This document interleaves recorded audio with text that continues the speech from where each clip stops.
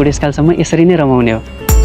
हाम्रो शरीरको छाला चाउरी पर्ला, कपाल फुलेर सेताम्मै होला, शरीरको फुर्ती सकिएर कमजोर भइएला, तर हाम्रो माया आज जस्तो छ त्यतिखेर पनि उस्तै रहन्छ।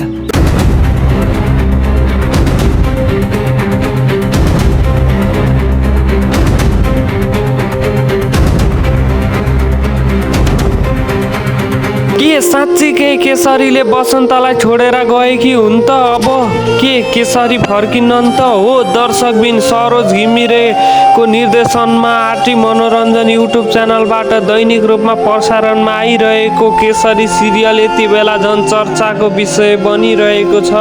किन केसरीले यस्तो गरिन् त? हो दर्शकबिन, केसरीले बसन्तासँगको बच्चा नभएको कारणले, उनलाई अत्याचार गरेको कारणले केसरीले घर छोडेर हिँड्न बाध्य भइन्। तर पनि केसरी बसन्तको यादमा भने तडपिरहेकी छिन् र बसन्त पनि अहिले सिकिस्तै बिरामी भएर केसरीको हालचाल बुझ्न पाएका छैनन् र केसरी कस्तो अवस्थामा छिन् थाहा छैन।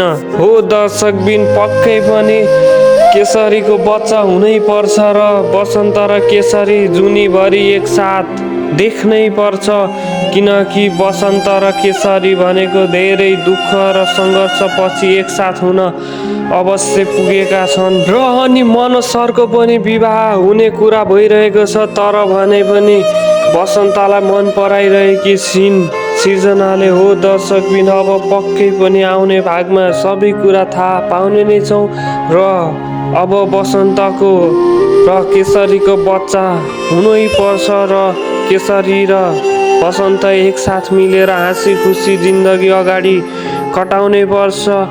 हस्त दर्शकबिन, म आज यति भन्दै बिदा हुन चाहन्छु। तपाईँहरूलाई भिडियो कस्तो लाग्यो, मन पर्यो भने लाइक, कमेन्ट, सेयर अनि सब्सक्राइब गर्न नबिर्सिनु होला। हस्त, धन्यवाद।